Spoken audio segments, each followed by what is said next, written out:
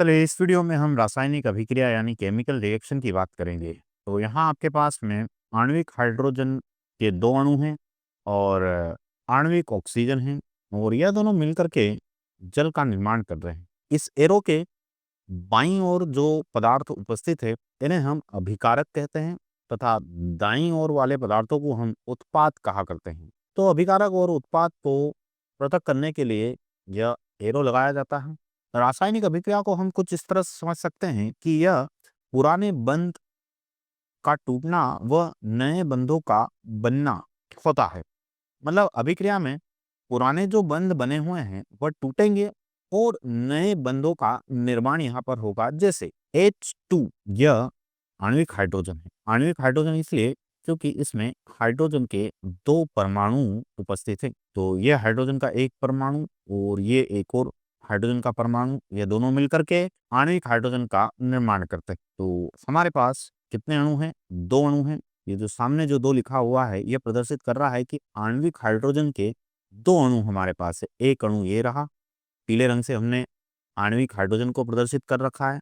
एक अणु ये और एक अणु ये नीचे जो प्रदर्शित कर रखा है हमने।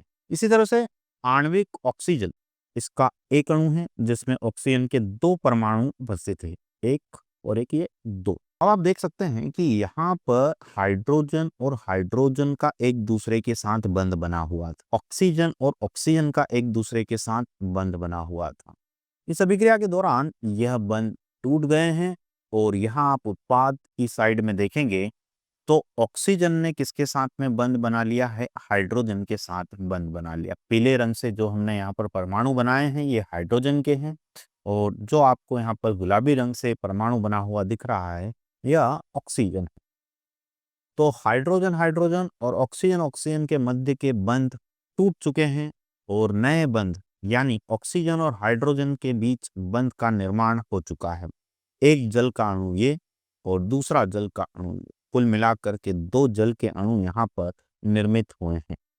क्योंकि इस अणु में 2 अलग अलग तत्वों के परमाणु उपस्थित है इसलिए जल के अणु को हम यौगिक भी बोल सकते हैं। तो जल का यौगिक यहाँ पर निर्मित हुआ है। इन्हें हम यौगिक नहीं बोल सकते। ये H2 में H2 अणु में दोनों जो परमाणु हैं वह हाइड्रोजन के ही हैं। यदि अलग अलग तत्वों के परमाणु मिलकर के अणु का निर्माण करते हैं तब हम उस अणु को यौगिक कह सकते हैं। अब आप देखें कि यह पुराने बंध टूटे हैं और बंध को वियोजित करने के लिए हमें ऊर्जा देनी होती है, ऊर्जा का अवशोषण होता है। तो यहाँ पर हमें अभिकारकों को कुछ ऊर्जा देनी होगी जिसकी मदद से यह पुराने बंध वियोजित होंगे। और चूंकि बंध को वियोजित करने के लिए ऊर्जा देनी पड़ रही है, इसके विपरीत जब नए बंध का निर्माण होगा तो ऊर्जा का उत्सर्जन होगा। तो यहाँ पर उत्पाद की साइड में मैं लिख रहा हूँ उत्सर्जित ऊष्मा या ऊर्जा, और यहाँ पर अत्यधिक ऊर्जा का उत्सर्जन होता है। यहाँ पर जो एनर्जी रिलीज होती है वह बहुत ही ज़्यादा होती है।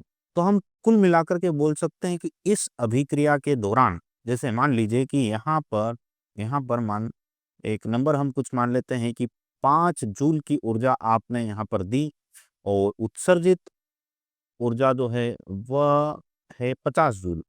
तो अगर हम कुल मिलाकर के देखें तो 45 जूल की ऊर्जा का क्या हुआ है? उत्सर्जन हुआ है। कुल मिलाकर के ये ऐसी अभिक्रिया बन गई है जिसमें ऊर्जा का उत्सर्जन हो रहा है। और आप आगे पढ़ेंगे इसको कि ऐसी अभिक्रियाएं जिनमें ऊर्जा का उत्सर्जन होता है उन्हें हम ऊष्माक्षेपी अभिक्रियाएं कहा करते हैं।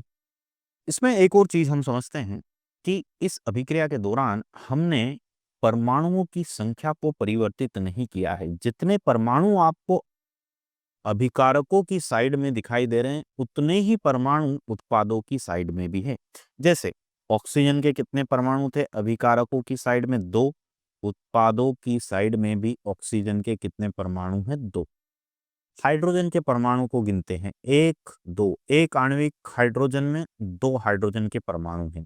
तो कुल मिलाकर के यहाँ पर 4 हाइड्रोजन के परमाणु उत्पाद की साइड में देखते हैं, 1 2 3 और 4।